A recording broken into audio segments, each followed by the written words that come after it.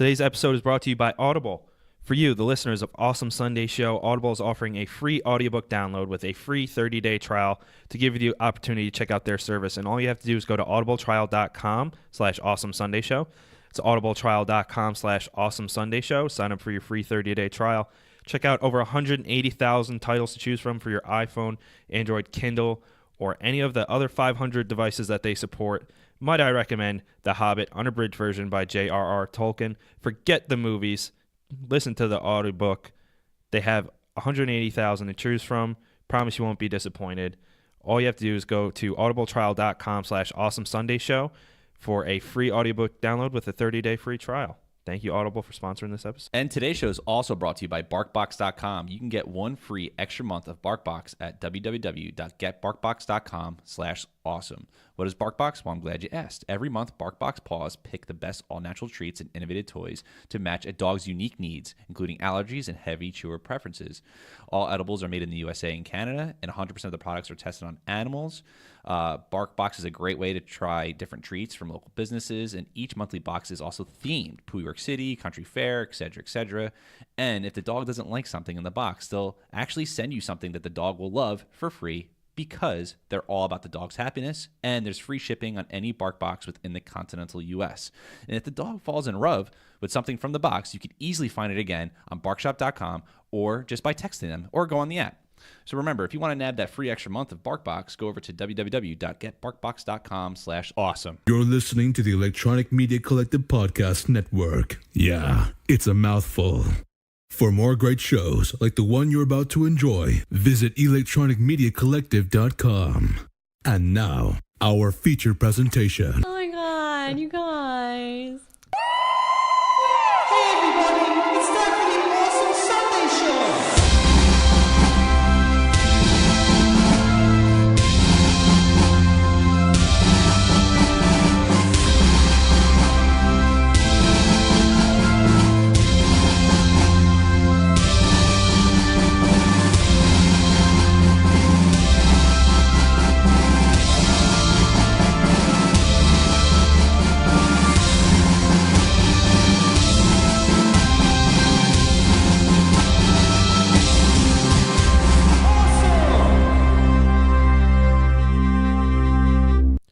Hey guys, welcome back to Awesome Sunday Show. Pat here. Connor's not here yet because he's late because he's a fucking baby back bitch. But I have someone even that is on a whole nother level of awesomeness compared to that little butthole eye looking bitch, Connor. It's his first time back in quite a while. Mr. Phil Falcone. Welcome back, sir. Thank you for gracing us with your presence. Thanks for having me. I'm so glad to be back on the show. For a while before, about 2 years ago, I was the premier guest. You were the premier guest. You were in the lead. At one point, you were on like 6 episodes straight or something like that. Yeah, and I was the only one to ever guest host. Yep. Because I believe you couldn't do a show. Yeah. So Man. We're having an asterisk there, though, because I would have kept that going. Oh, you would have been dominating now. I mean, like, you're in 4th, but That's it. I'm only in 4th. Wow. Yeah. Everyone else is really slacking. Yeah, everybody else is really slacking. You're actually tied with your friend Bill Pivets. Oh, he's leaving too, so it's fine. It's cool. It's cool. Check out Bill's podcast, 2 Balls on Strike. Unfortunately, Damien's on it, but don't let that deter you from supporting Bill. Give something good for Bill in his life. I mean, good for Bill. Good for Bill. If it was Damien, I can't stand that guy. So we will start this episode while we wait for Connor to get his bitch ass here. So enjoy when the episode is good before it gets brought down a tier when Butthole Eyes comes in. So today we're going to be talking about 2 topics. I'm going to just cram it into an episode. We're going to do a spoiler review of Captain Marvel, and then we're going to talk about the second Avengers Endgame trailer. So we'll save the trailer for the back half of the episode.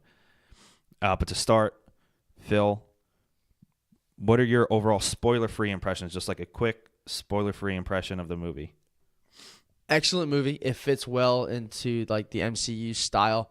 The effects were awesome. They really casted it well, and overall, like it's very good, full of action. Not my favorite, but it's very hard to top my favorite. So like individual movie that is. So I mean, What's your favorite? easily was for me was it was Ragnarok. It's a solid choice. I mean, there's really like, out of all those movies, I can't fault anyone for what their favorite would be. Although you'd be hard pressed to find anybody who would say Iron Man 3 or their first two Thors are up there. Connor would. Well, Connor loved the twist of the Mandarin. I think Connor actually sent that suggestion in, and then pretended to be Shane Black's friend who was a sexual predator, and I think that's why that suggestion got taken in. But yeah, Thor Ragnarok is obviously one of the best in the entire series. Yeah, but I thought it was a solid movie. Wasn't perfect, but it was damn entertaining. I really enjoyed it. I think it's one of the better origin films in the movie, the franchise. Definitely in the top realm right there. But yeah, well casted, well shot. Couple little effects, lackluster in certain parts, but overall the effects were great, and the cast was fantastic. Yeah. Since we're on effects, I mean, the one thing I didn't like was the way the Skrulls looked. They looked a little strange to me. Mm-hmm. I mean, if you look at them, they kind of looked like early 2000s, like, CGI graphics. They could have been done to be a little more intimidating, but at the same time, I think that they did a good job without making it look too ridiculous. Right. Like it was kind of like Creature of the Black Lagoon kind of looking, but I mean, still looked good because it's MCU. Right. They do a really good job. And one thing I liked is how each of the Skrulls actually had a unique look to them, even though they're all the same species. Right. They could have just made it one uniform face, and I'm glad that they didn't. Right. Because I really liked, the differentiation between them, just like every other person. Yeah, was every other it race. Talos? Talos, played by Ben Mendelsohn. Easily to tell him apart too. Mm-hmm. Like they did a really good job. Yeah. Like you could tell he was like kind of like the lead Skrull with everything that was going on, like especially within the plot. He kind of had a bit of a Thanos chin though. Wasn't really a fan of that, but it's okay. But you were easily able to tell like where Talos was the whole time. Like, and his voice is just so distinct too. So it's like perfect. But like this movie for me, it brought like a lot of things full circle. Like if you look at Nick Fury. Right. We'll stop right here. If you haven't seen the movie yet, it's going to get into spoilers right now. So go see the movie. It's killing at the box office. Solid movie. Go see it. Come back and listen to this. But I'm sure that most of you have seen it by now. Go ahead, continue. And Brie Larson, you're gonna fall in love with her more. So if like I said, it brings it full circle for me with like Nick Fury. Like you see him lose his eye, and it's a damn shame that it happened at the hands of a cat. Wasn't cat. Flurkin. You're right. It was a Flurkin. It was cool to see like Phil Coulson, like when he first starts with S.H.I.E.L.D. And like you see like Fury trying to develop that. Oh, dude, I was so happy when Coulson came in because he is, and I loved Agents of S.H.I.E.L.D. I still love it because it's still on the air. And because of that show, Phil Coulson has become the greatest hero in the MCU. Mm-hmm. And not enough people know that because Agents of S.H.I.E.L.D. is criminally underwatched. I love that show. And I cannot recommend the show enough. Yes, the first half of the first season starts off a little rocky, but the back half takes off, and then it just fucking goes out of bounds. Like from there, just keeps getting better and better, including the fourth and fifth seasons especially. Just fucking excellent show. Highly recommend you watch it. But I was so giddy when he got on screen, man. I loved him with that hair and everything. Yeah, it was cool because like they do like his character such good justice. Like even if people haven't watched Agents of S.H.I.E.L.D., you know him from some of the movies prior. Yeah. And like how much good work he does, like working with S.H.I.E.L.D. and working with Fury, and even with like the Avengers themselves. And you see like how he first starts, and you could tell he's a little timid, but like you see like that moment where Fury realizes, okay, I can trust this guy because he sent the one agent up the wrong way when the Skrulls were looking for him. Like that was awesome. And that's why he became Fury's right-hand man. There it is. I could always do with more Coulson, but I'm glad that they didn't force him in other parts because it just would have been too much. I think that they were smart with how they used him. Although I'm always happy to see Clark Gregg in anything. Mm-hmm. Love Clark Gregg. Big fan of him. But it was interesting to see, like, he comes out. He's like, hey, Mr. Fury, like, I'm Still Here at the Blockbuster was so funny because like that is what I would expect a young Coulson to be like. And now another thing that comes around is when he says that this was not my first rodeo, which is what he said to Tony Stark all those years ago in regards to handling a hero or experiencing a hero, which is another great thing. And I like this young, not jaded Nick Fury. Right. I think Samuel L. Jackson was fucking awesome in this movie. So as good. per usual. I don't think the dude's ever phoned in a performance in his life. But he was great in this. Him and Brie Larson's chemistry was solid. Oh, absolutely. I think that, they added a real like buddy cop element to this, and it was so well done. But just the way that Fury was able to play, Samuel L. Jackson was able to play Fury in a completely different way was very nice. Like you see what starts to begin to make him more jaded, aside from just losing his eye. But to see what led to him becoming the way he was. I mean, you see him start the Avengers Initiative, which that was a little cheesy. It was how the they fact showed that it. her Call sign was Avenger. Come on, but cool. Yeah, very. I mean, it was cool. You gotta get it in. But overall, I thought he was great. Brie Larson, I thought, did a terrific job. I was game for the casting as soon as they announced it. She's clearly terrific. She's won so many awards, including an Oscar.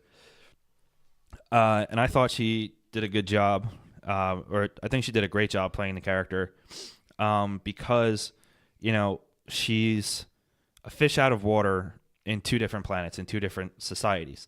On Earth, because she doesn't have her memories of it, or they're, just programmed to be so hidden and broken that she doesn't really know how she is. And then on Hala, but she realized on Hala that she doesn't fit in there Yeah. either. And in her nightmares, where her memories are starting to break through, it just makes it more difficult for her. Yeah. So like with her nightmares per se, like so you saw her like with Dr. Lawson on like that little island, but you didn't know where it was. Like the beginning of the movie, you didn't know what was going on really. Right.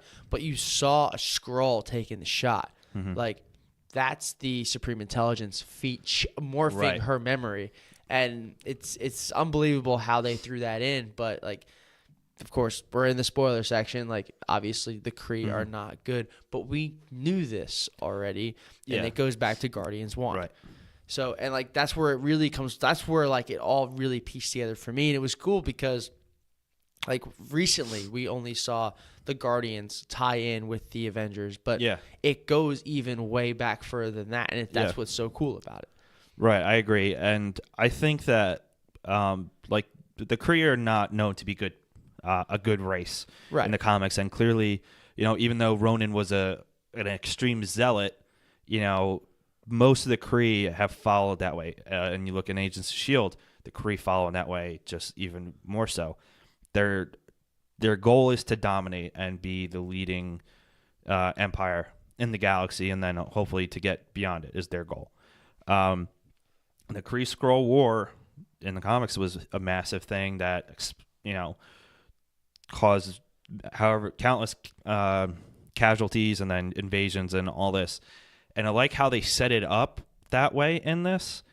And then they had a little twist in at the end, which I thought was great. I honestly really liked it. And I know I saw people complaining online. They're like, oh, well, now that means, the Skrulls aren't going to be villains. But that's not true. Because Talos says we're scattered all across the galaxy and the universe. We're just one group of Skrulls.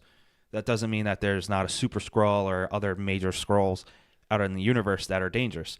They just happen to be the refugees who are just trying to find a new planet or a new home for them. So that's the thing. Like a lot of people were complaining, like it was kind of dumbed down. Yeah. They wanted to see more of the Skrull War, excuse me, and like how the Kree could be justifiable and like this, but like that's not what the movie was that's about. not what this movie was about. Exactly. Right. It was about Carol finding herself, becoming a hero while she's torn between two worlds and trying to regain her mind again. The Kree and the Skrull kind of just were a plot device that were used to explore Carol more and to make her into a more complete person and to gain her memories back and to see where she fit in and become who she really, originally was supposed to be before these powers and before she was abducted by the Kree. And so I think that's really what people are missing. There's no reason that a Kree Skrull war can't still happen later, because I guarantee you that they're not done with the Skrulls. No, not at all. There's no way they're done. And now that the Fox deal is going through sometime this year, apparently within the next 3 or 4 months, Fox owns some of the Skrulls and the Krees. Fox owns the major Skrulls, the Super Skrull, particularly the Super Skrull. So now that they're getting some of those characters back, it's going to be easier for them to do that at some point. Right. Even if they do it in a time that's set back to the 90s. But this Kree Skrull war, it's not like an isolated incident. It carried on for a long time. So there's still plenty of time to do that. Yeah. Do you think we'll see, just because just real quick while we're on this, do you think we'll see any of this moving forward in Endgame, or are they going to focus on their main plot line? I think they're just going to focus on the main plot line. I don't see the Kree or the Skrull factoring into this. Okay. I think that maybe down the line, sometime in Phase 4, they're going into now, that they might, but I don't see them happening in a non-Guardians or non-Captain Marvel movie for now. So I think that it's not going to have any. I think it would be too much to include into Endgame while there's already so much that they have to accomplish. Unless they do something where, all right, say the Avengers figure it out, everything gets reversed, and the people that were snapped away come back, right? Maybe they go to a quick pan of a Skrull civilization. The citizens coming just back. kind of give paying homage to the Skrulls, hey, Right. they're here, Okay, so you know what I mean? The people that were lost. Don't put them in the return. storyline. Just As an overview, you see across the universe the people that were snapped coming back in different kind of civilizations. Episode 6 of Star Wars when they won. Right. When they're going through all Right. Okay. So and then quick. the Jar Jar Instead Binks of actually thing happened. factoring in, they're kind of just in okay. Right. I can see that happening. Yeah. And I don't think that would take away from the movie at all. Not at Actually, all.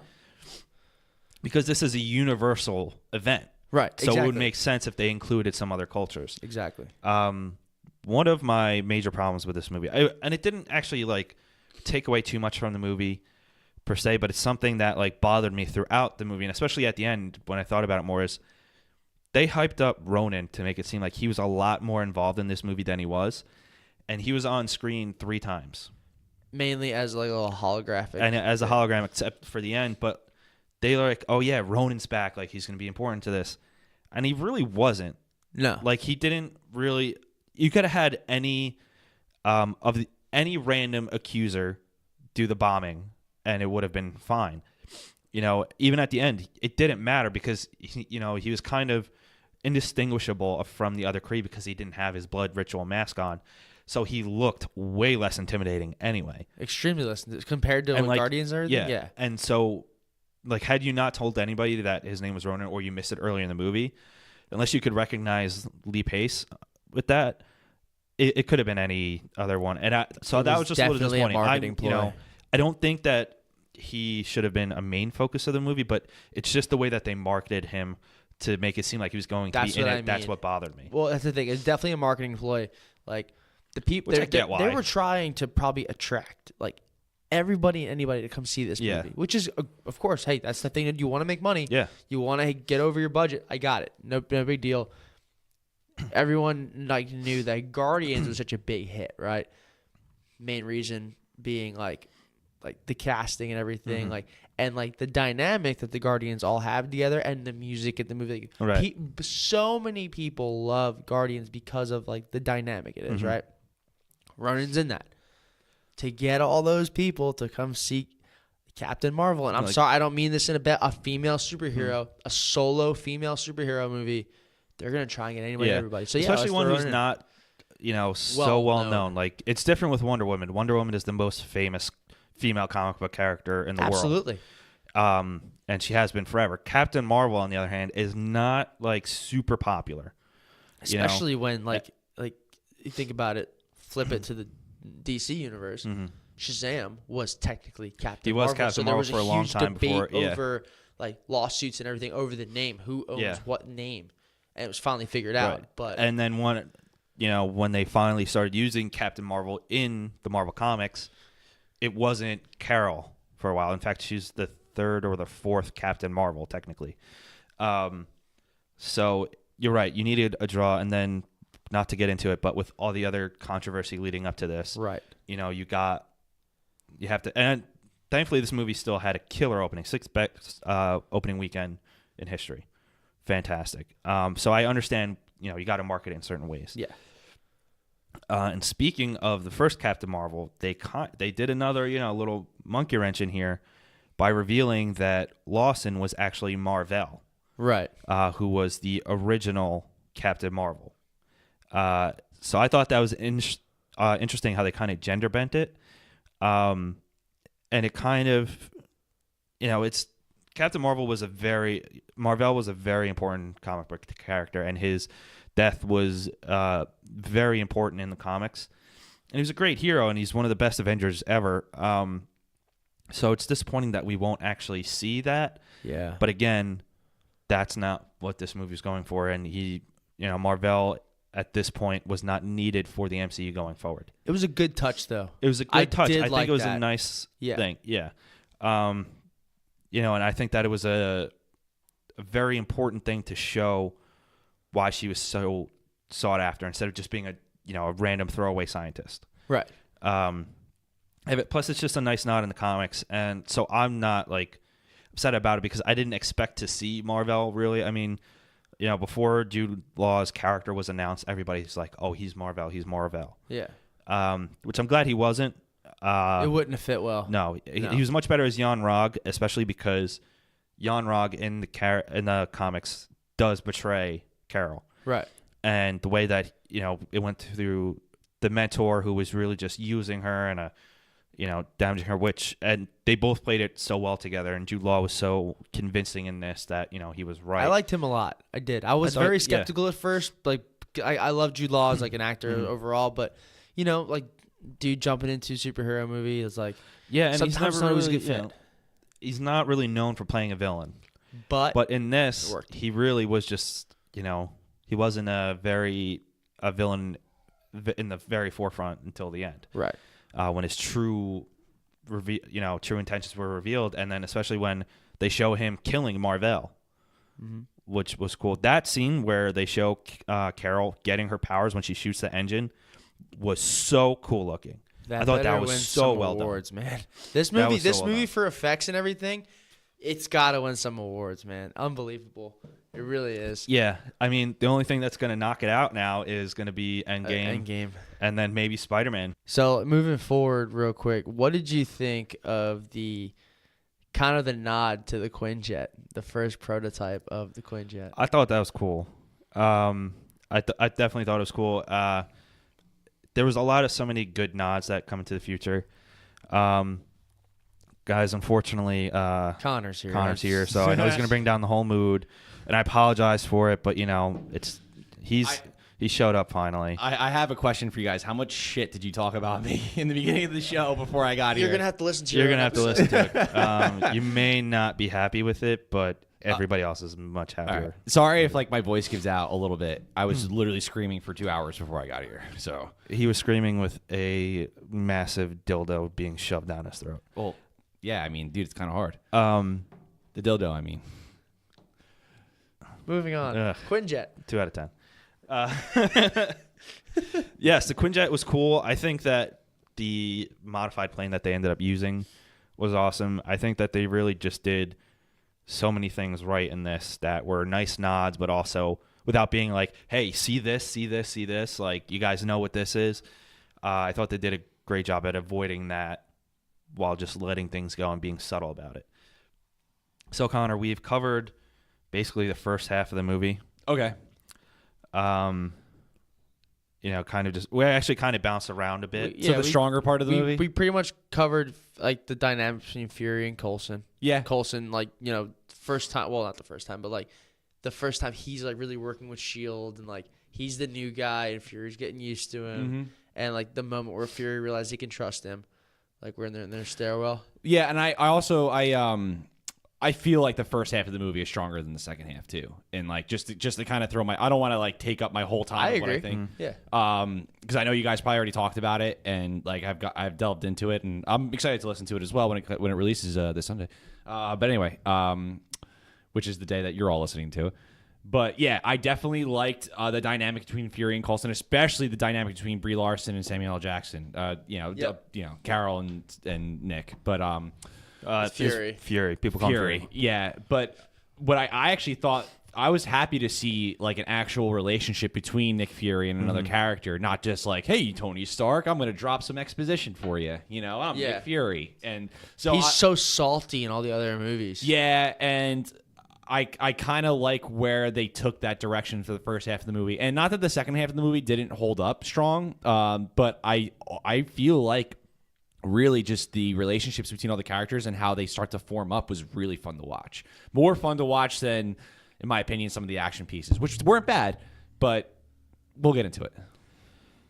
Yeah, and speaking of Fury, we got to talk about how good that de-aging came out. Oh, dude. That was awesome. That came out so fucking good. It's amazing because like when we saw Civil War, I think they did a good job at the time with de-aging Robert Downey Jr. But then they, in just 2 years, or maybe it was like 3 years from when they started beginning of filming, have advanced it so much, and they do owe it to like Blade Runner 2049, especially is when they first got it down. That was like fucking phenomenal in a movie.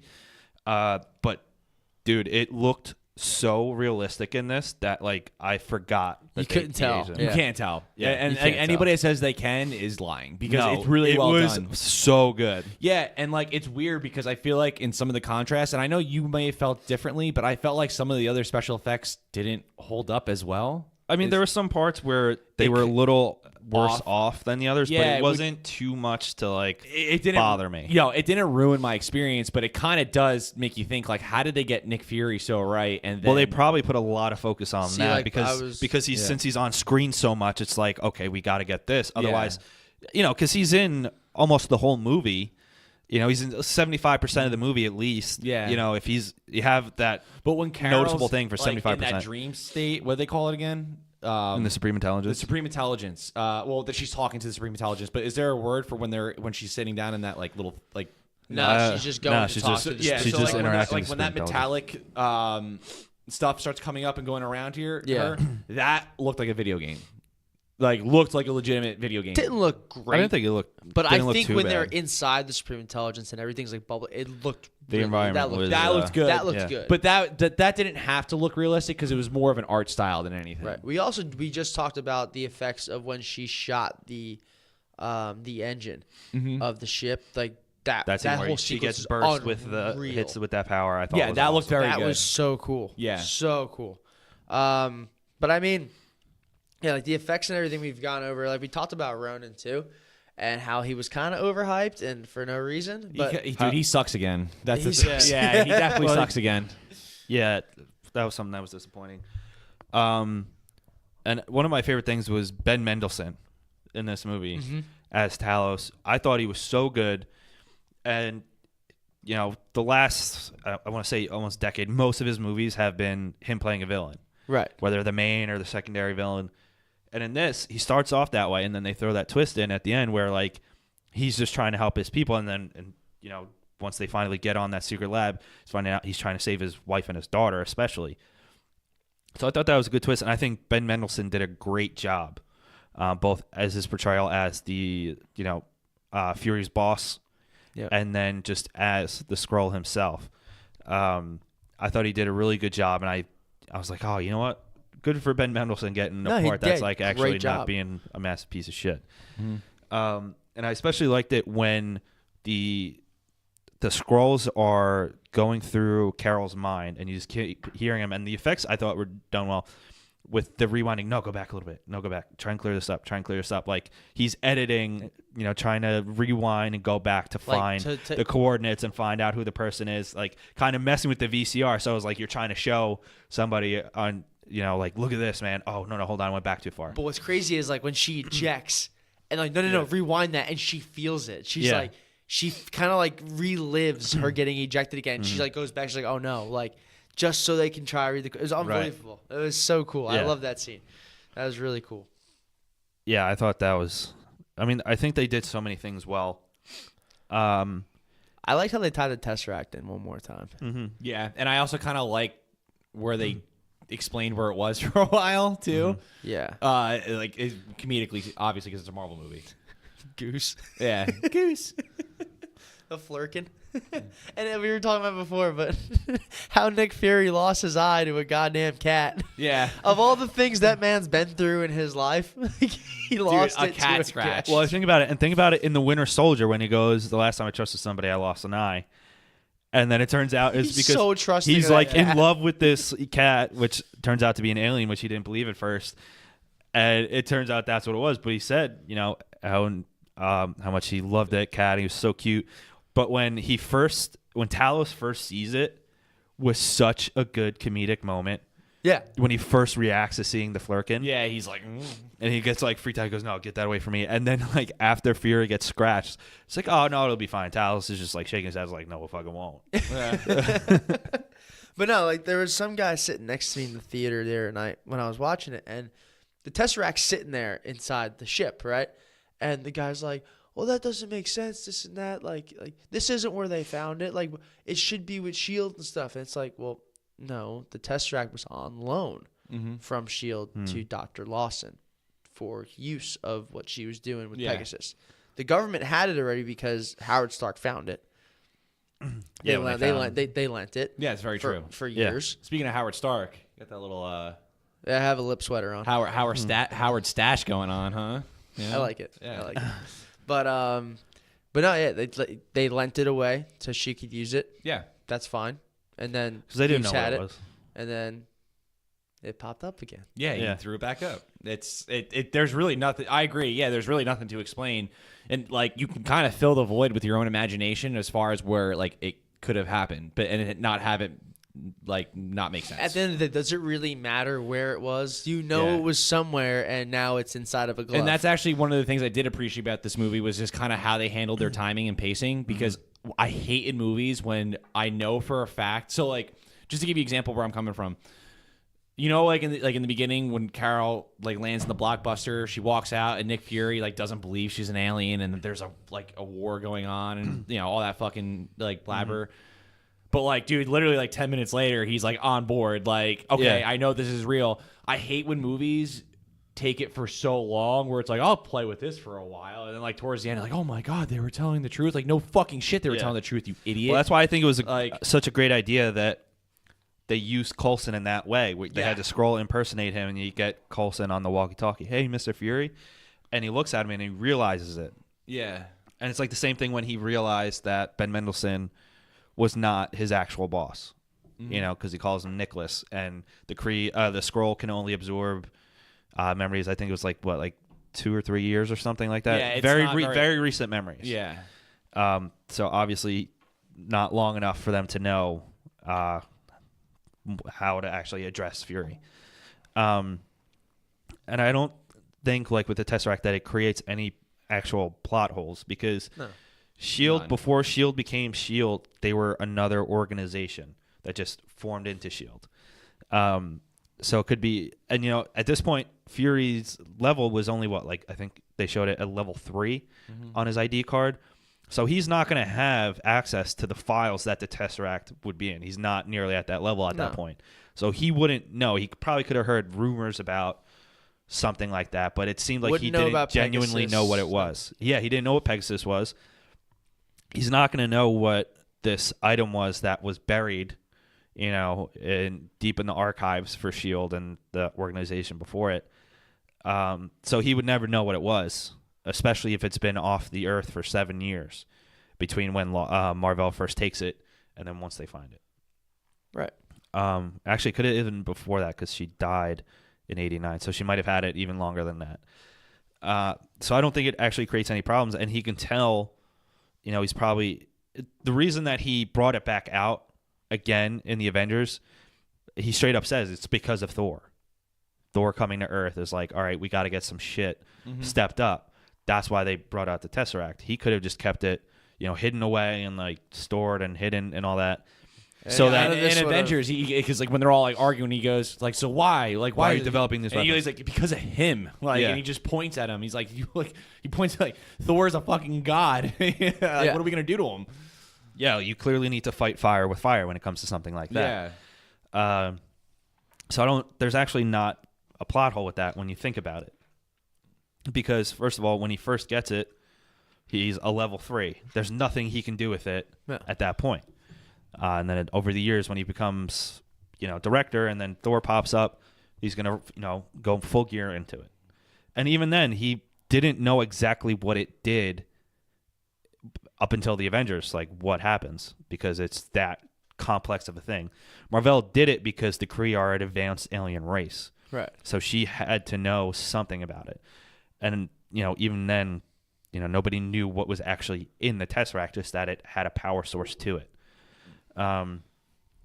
So, and that, again, was just something that wasn't crucial to this story in a way, because you didn't know what the power source was until the end. And it didn't really matter at that point until you saw it, what it actually was. You just knew it was some power source. It was just cool. It was. I'm glad they added it in just for the main fact of like, okay, it gives us an idea of where the hell it was after Howard Stark found it. That's what was the coolest part about it to me. Mm-hmm. It wasn't just missing and all of a sudden popped up again with Thor. Right. So. Yeah, exactly. So I think that's one of the things that they did right. I think that compared to Wonder Woman, this had a much better third act. It did. Even like again, I still don't go against what I said before, but yeah, it definitely had a better third act than Wonder Woman. Well, and I think where like the second act isn't as strong as the first act is because what's the strongest part about the first act is the relationships and is the experiences of Carol and Fury, and then her dynamic with Yon-Rogg before she finds out everything. Mm-hmm. And then that's when she's really, fighting to find out who she is, who she was. And then towards the second half of the movie, more is causing them to to divert them from the building of the relationships, aside from her, reconnecting with Maria and then Monica. But even then, that's interrupted. So these relationships keep getting interrupted where the more serious shit starts happening and the war comes in, which I think is one reason that the second half could be seen as weaker. Mm-hmm.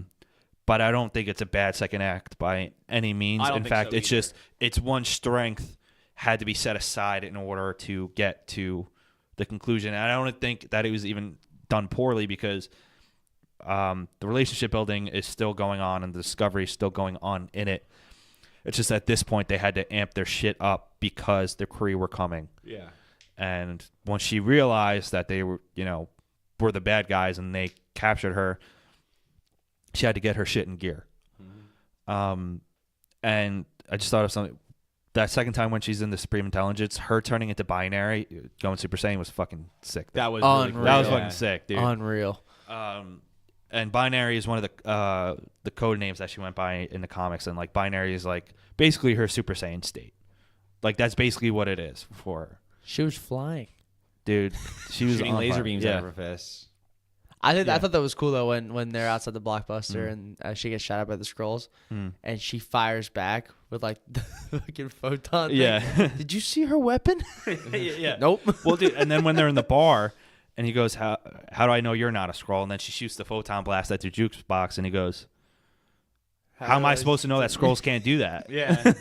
He goes, "I don't know anything about Skrulls. Just what you're telling me, and who knows if that's the truth." But I think it was funny. And I thought it was cool showing her going through and fucking up all the Kree ships and like putting her powers to use while still she wasn't used to the full effect, because up until she becomes Binary, she has that power inhibitor chip in her neck, which is preventing her from using a lot and also absorbing her powers. That's the reason she was taken by Yon-Rogg, is to kind of It's like a restrictor plate on a go-kart. Yeah. Can't go that fast. Exactly. And it was trying to control her powers and then, take what they can from it, because they didn't realize what the other thing that they were seeking was. And you do see her still getting used to it, which is something. I mean, Thor, you didn't need it because he'd been alive for thousands of years, so he knew what it was. And instead, you see him adjusting to life as immortal instead of dealing with new powers or anything. But in all the other movies, with the exception of like Guardians, and I mean, you still kind of see it a little bit in Spider-Man, but for the most part, all these origin movies are them getting used to their new powers or their new technology or something like that. Yeah. Well, Spider-Man we saw in Infinity War when he got the Iron Spider suit. That was sick. Yeah, he's When still the 8 legs come inexperienced out of with his it. back. Yeah, and he's still inexperienced with it, so he's still struggling with some things, but he's mostly struggling with the suits that he has. So I think that's one. But I think the effects just showing her going through that, seeing her with the fucking mohawk, was sick. Although the part where Ronan's like, "Yeah, we'll turn around now," like we'll be back. We'll be back for her. But just the way he did it, like, he's swinging his dick around so much, like, the accuser should just bomb the shit out of everything. Should just do that, do this. And then he, like, granted, you can see why he'd be scared because of her immense power. It's just, I don't know if it was the delivery, or if it's just because it was Ronan, and you see it the way you see him in Guardians is so vastly different, dude. That it didn't land well. Like you and I were saying before, if it was any other accuser, it could have been. They didn't have to have a name. It would have landed better than the way it did in the movie. Yeah, you would have never known if it was him. But like, that's the thing. Like, could something have happened with Ronan between that moment and 1995 until the first Guardians, which is 2014? That's almost 20 years difference. Yeah. So like something could have happened along the way. Because you can tell in his, that he's kind of, very arrogant and believes in his accusers like strongly. But by the time Guardians comes around, he's insane. He's gone full on insane zealot. You see him with the blood ritual. So it clearly has something to do less with the Skrulls. And he declares war on Xandar because of the Nova Corps. They clearly do something to the Kree that turn him fully against it and just like fully insane. But I thought, the ending was cool, and you could see that she was having fun and getting her powers like in check without sacrificing the mission. And I was, I don't know how I feel about her letting Yon-Rogg live. It was nice to see a Marvel villain not get killed off in his first appearance, which I think it's clearly he's going to be in the next one. Then something's going to happen in the next one, or in the third one, or somewhere down the line, Yon-Rogg and the Kree are going to come back. Either in the 90s or the early 2000s while she's still out, or in present day he's finally going to make his way back to Earth or something. It all depends on where she ends up in Endgame. If she stays on Earth, she goes back to find the Skrulls, or what have you. But I have a feeling she may have found them already. With the Skrulls, she left to go find them a home. Right. So I'm assuming that she was successful at, in some way, that she's able to just ditch the Earth, which, is obviously necessary, because she said if you're ever in an extreme emergency. And that's where I want to move into it now. Like, how come he never called her yet? Well, but it's okay. I'm not upset with it. I'm just like, because up until the Avengers, they had never experienced anything like that. Well, really up until Thor, but by the time he can get like an actual force out there to fight Thor, they couldn't keep up with the Destroyer or Loki. And then once the Avengers happened, he didn't call him because he had the Avengers, and he knew, I'm sure at one point he's like, oh fuck, maybe I might have to pull us out. But also too, like how think about how she says it, like extreme emergencies, like that might not be an extreme emergency to her, like the bombing of New York, like a city. Like, it is, but he may have called her, and she probably just said, "Oh, whatever, but I'm doing something." This is like a cataclysmic universal event. Yeah, that's I think it kind of comes down to. But the thing is, he always, once the Avengers were formed, or even before they were fully formed, they were still scattered here and there. He had the Avengers to rely on, and clearly it worked out to some degree. Up until Endgame, really, and there were casualties in the world along that, but you can't save everybody. Yeah. But up until then, he never needed her Like enough Sokovia. to come back because he had the Avengers. So like that's the real. No, defense that's to it. fair. I mean, what's like the dynamic they had in that movie. Like, I went back and I told you I went back and watched Infinity War today, and watching that end credit scene with him hitting the pager, like he knew like. Now knowing what their dynamic was in the night, it's like, all right, that's pretty cool. Like he knows exactly who to call, he knows who to rely on, and it was awesome. I think, and it's cool that the pager is like legitimately from '95, Yeah, and she programmed it for him. yeah, which is good. Now we know why he was able to reach because he used advanced Kree technology. Yeah, and now looking at that first post credit scene where they're trying to work on the pager, it finally shuts off, and she's just standing She's there. just Nat's like, all right, let me know, and then she turns around and she's Where's right there. Fury? Where's Fury? That was a sick mid credit scene. But what's great is now they don't have to waste time in Endgame. When is she going to show up? When is it? We already know she's there. yeah, Get the story started. they're either Bingo. going to show her receiving the page and then immediately going, or just have the page and she's just going to show up. They're not even going to show anything of her before that. Either way works fine, but they're not going to have to drag it out No. along the way, which is good. It saves time. This is already, supposedly a nearly 3-hour movie, which I'd be fine with because I'm fine with it. I'm personally fucking fine with it. I'll take 4 hours. Dude, I don't need a fucking Give me like a intermission or 20 anything. minute. Give me a 20-minute intermission in the middle. This is just so I this is can- a movie that I'll I've been piss in a waiting fucking for bottle. I'll wear a diaper, since dude. 2008. Yeah, but this is a movie I've been waiting for to the point where it's like I don't want any cut corners. Whereas like with Captain Marvel, like it was perfect. Like okay, cut corners here, cut corners here. Let's get the story started. I'm in the seat for 2 hours. Like Endgame, it's like no, I'm planning on planting my I ass want there. to see everything. Yeah. So we cool moving on to the new trailer then. Did you watch the new trailer? Yeah, I thought it was great. Yeah. All so right. that's part 2 of today. Okay, We're doing the All right, trailer so too. guys, give a final rating of what you thought of Captain Marvel out of 10. we doing decimal system or just hard numbers? You can do decimals if you want. Give it a 7.4. I was very 0.4, satisfied. that's the first 0.4 we've gotten. I That think. I'm satisfied. I thought it was a very good movie for a character not many people know. The effects were great. Not like I said earlier, not my favorite. It's not a Ragnarok for me, but very, very good movie. It's a good segue into what's coming next month. 7. I'd give it a solid 7. I enjoyed it. I think it probably would have been a better. I think it would have been a solid 8, maybe 9 if I. I don't want to give the impression that I didn't like the second half. I did enjoy it, but it's just not nearly as strong as the first half.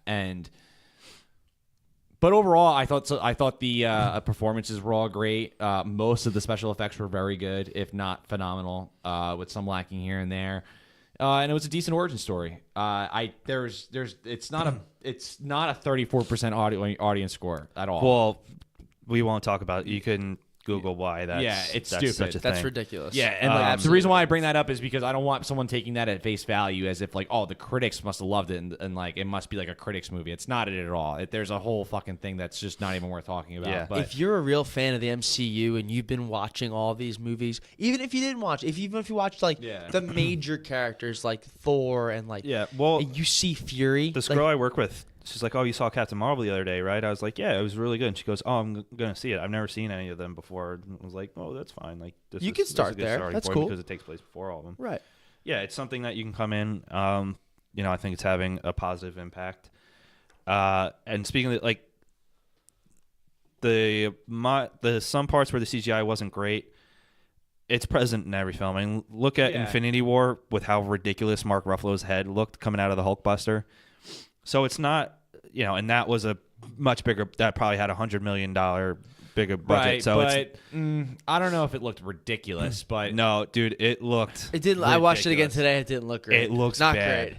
It It was looks like bad. floating head type thing. yeah. On the green But screen. I mean, I think it's. I don't know. I guess Captain Marvel just stood out more, a little more, like a little bit for me. I don't want again. I like overall, like when it comes to performances, acting. if you want to call out one effect that wasn't great in Infinity War, when they're on Titan and he hits the Reality Stone and it's peeling, it just doesn't look right going across the screen. That's one thing for me I noticed I today. guess so. It bothered me when he's showing Doctor Strange what Titan used to be like. and like you see it all like morphing. It just didn't look right when like the red is going. To me, I just didn't look good. But to also, me. you got to keep in mind too, like when you see movies in a movie theater, like the way that the technology displays the color from those cameras is insane to the point where something might not look good on your TV, but it'll look better in IMAX or in Dolby or in even a regular theater because they're able to distribute the color more accurately. Yeah, more and like pixels. the colors on your TV, there's 3 colors on your TV. There's red, green, and blue. That's Yeah. it. So like some things are going to be lacking in that sense. So in that case, like with home video, sometimes I give it a pass, but unless it's like, okay, no, that's just fucking bad. Like, All right. So I'm going to give it a 7.5. I think that this was really the strongest part was Carol and Fury together. I think that there's some good emotional. I think that it was a very solid origin story. I think that for the most part, the effects were almost all very good or very cool. I like the nods that it had, what it sets up, what it references. I'm excited to see where it goes in the future. I mean, we got another Captain Marvel that appeared in the movie, Little Monica. In the comics, she goes by Captain Marvel at one point. I forget her name right now, but keep an eye out for her. But yeah, I think a solid 7.5. She goes by Photon now. And I think that Brie Larson and Samuel L. Jackson should do another movie together. 'Cause I've been watching like interviews of them and stuff, like for this press tour, and even in the interviews and shit, dude, they got really good chemistry, and you can tell like they get along. They get along well, and I think that in Endgame is their 3rd or their 4th movie that they've worked on together. Skull Island, this, and there might be one other. That's outside right, of Skull Endgame. Island. Yeah, Skull Island has like the MCU cast like, in there, some very very big names, and Dr. Dre,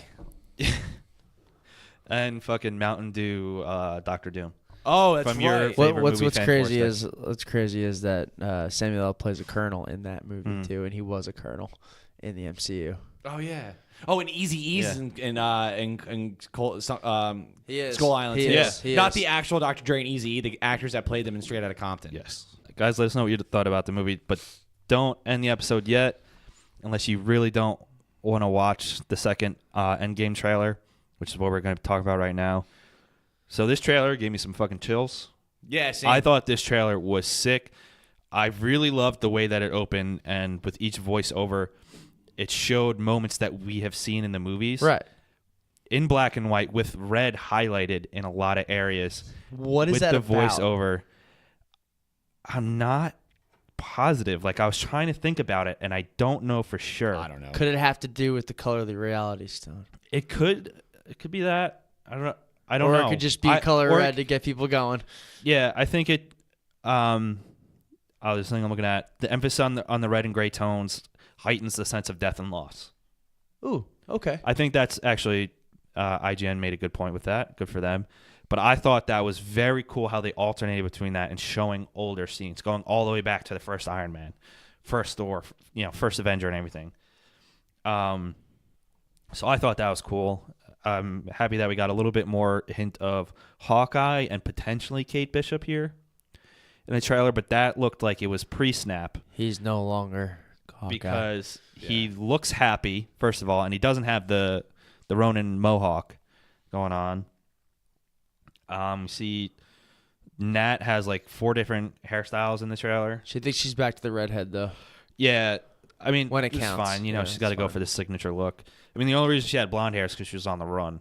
But like, I'm pretty sure you could still recognize Black Widow with, you'd recognize Scarlett Johansson. I was just about to say, I would recognize Scarlett Johansson with fucking And he- both eyes closed. Yeah.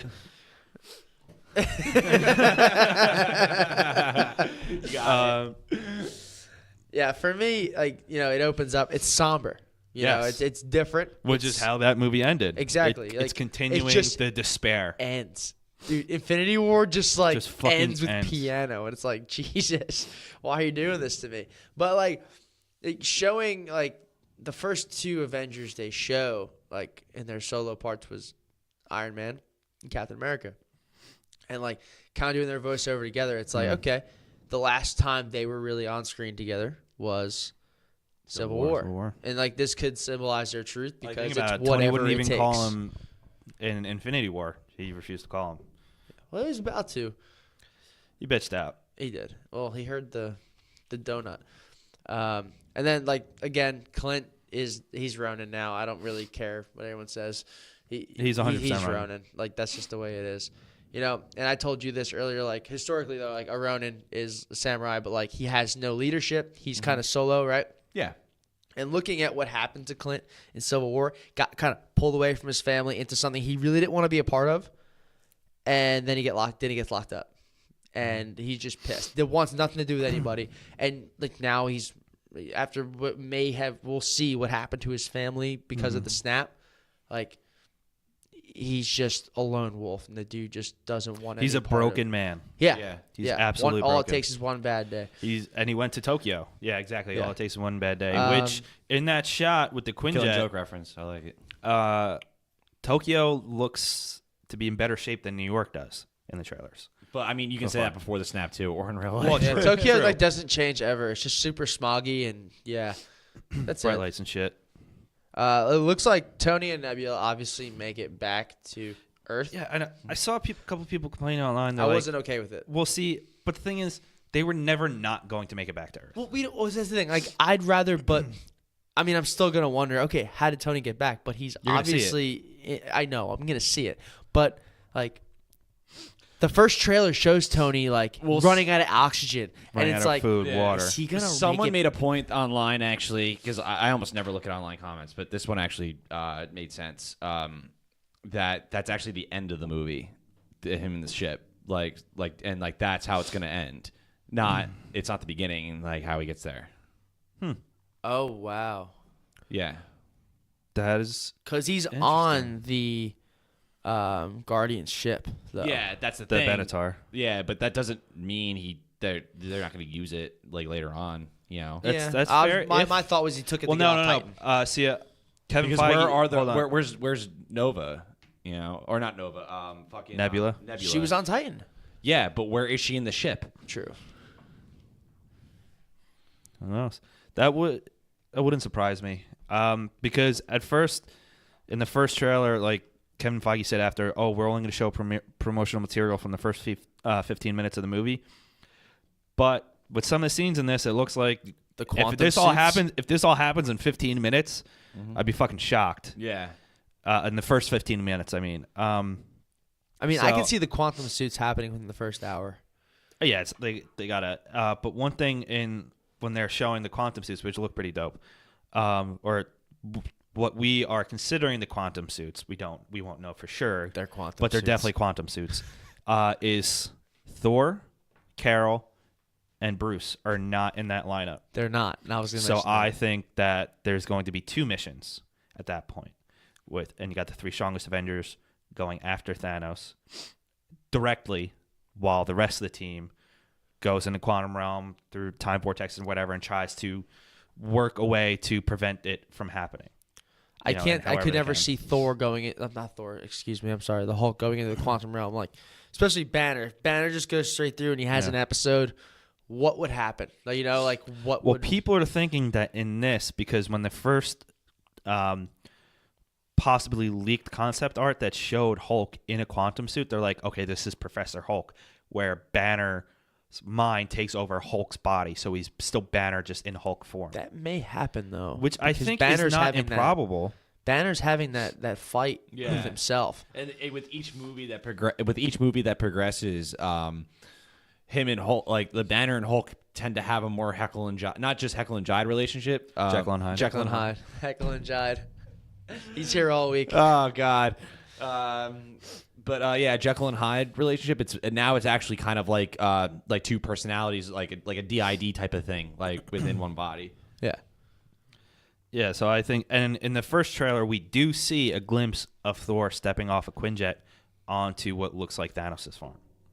So I think that it's very possible that those 3 they're splitting off to go combat Thanos face to face, while the rest do go through the quantum realm. And to do that's something. feasible because that's what happened in Infinity War. There were 2 separate missions. And it Technically makes sense 3, if you really look at it, because Guardians split, and then like he went to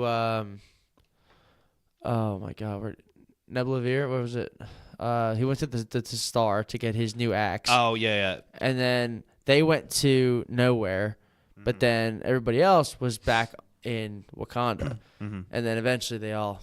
But that was not a planned mission. That was right, but like it was just in three, separation. then there was whatever. But yeah, so like there were technically 3 different areas Yes. at one point, But I could see them being 2. I really think the movie's probably gonna open with Ant-Man. What the hell's his name? First name, whatever. Scott Lang. Scott Lang. kind of coming out of that time jump he may have found in the quantum realm at the end of Ant-Man and the Wasp, and then him walking around trying to figure out what the hell's going on somehow makes it to the rest of the Avengers, and that they're gonna probably flash back and forth between those two where they meet Captain Marvel, everything's good, and then they start to figure out the rest from there. Right. I think that's when it's going to open with. It's going to open with Scott. I think that's a good guess for sure. I don't see it out of the realm of possibility. There's clearly going to be a time jump,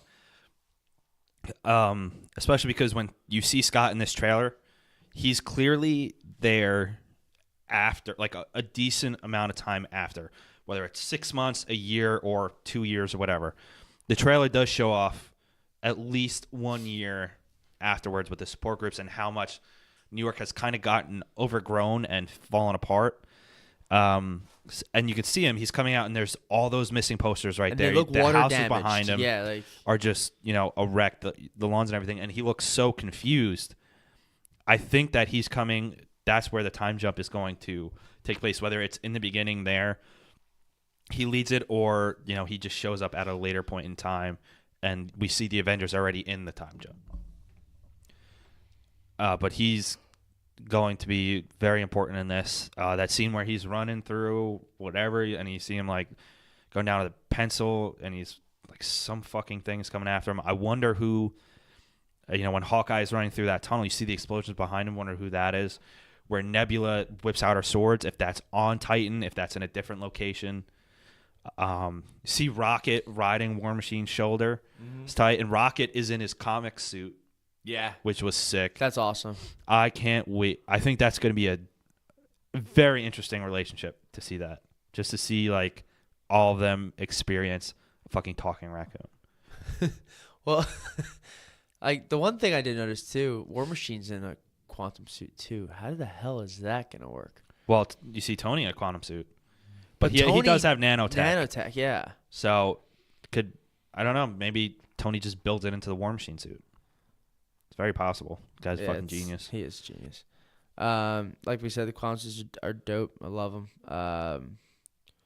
And Cap cleaned up pretty well. I'm actually upset Should've kept the about beard. it. He should have cut the beard and the long hair. Chris Evans is a handsome dude. He is. And you put that beard on, he's even more handsome. He looks very World War II-esque again, though. Mm-hmm. Yeah, he gets back into the soldier. Yeah, Actually I like becomes soldier. veteran him Mm-hmm. because he was The broken man. yeah Disillusioned. just Steve Rogers. Mm-hmm.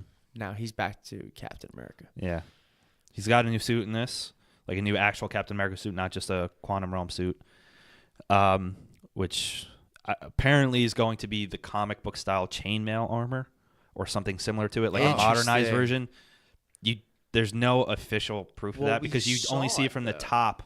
You just get the smallest glimpse of his shoulders, and it's a dark scene, so you can't really tell. Well, we saw when we saw in Infinity War, his suit, that darker suit, is peeling away, and you can see the original. Well, yeah. Design underneath. Mm-hmm. I mean, he's worn it out. He doesn't really have anybody to repair the suit, create him a new one. Right. He ripped off the Avengers logo. He ripped off that star. And you kind of get, it's kind of breaking through, but I wonder if they're actually going to go, obviously not the way it looks in the comic exactly. They have to make it look more modern. With the tights and the wings on the head. Yeah. Super, pale blue. Yeah. That looks good on the comics. It won't look good in real On life. Chris Evans, though. Anything will look good on Chris Evans. True. You won't look good on Chris Evans, though. Anything will look good on Chris Evans. And we see Thor trying to like test Carol a little bit. Yeah, they where had he a calls moment. over Stormbreaker, and she just doesn't react. And he goes, "All right, I like this. I like you." Did they change the handle of Stormbreaker, or is it still Groot's arm? I believe it's still Groot's arm. All right. But I have to look at the trailer. yeah. I have to look at it again. It almost looked like it wasn't wood anymore. I mean, that's a possibility. Like got an actual. I love that it was Groot's arm. I don't know why. No, I thought it was good because that's when like Groot was like, "Okay, I got to do some shit," and I think I mean, maybe it has a little bit of power of Groot because of that handle. But I think in the trailer, I mean, you see it so quick, but I think it was still Groot's arm. Dude, Stormbreaker is like my favorite weapon. Stormbreaker ever. is a fucking badass weapon. Yeah, it is. Still, that scene when he shows up in Wakanda, that is a fucking hype scene. One of the hypest scenes in the world. That's when Banner takes off the. And you see oh, that you're all stupid looking... screwed Yeah. now. But no, I thought it was good. The trailer. It's obviously gonna be the last trailer we get. Maybe. I don't know. They usually do 3 trailers, but I really hope we're just not. over 5 weeks out now. And first of all, I don't understand how tickets are still not on sale yet, because Infinity War tickets were on sale for like 2 months beforehand. Even Captain Marvel we got pretty early. So I'm itching. I'm waiting for those fucking tickets to go on sale. I can see another trailer, just a shorter one. If there is, I'm probably gonna skip it. I don't want to see I'll- any more. At least I'll have, hope I have the strength to skip it. I'll do my best. I can't really make any promises to it, but just because of how good these first 2 trailers were. But I'm so fucking hyped. I liked the first trailer better than this one. Because there was less in it. Yeah.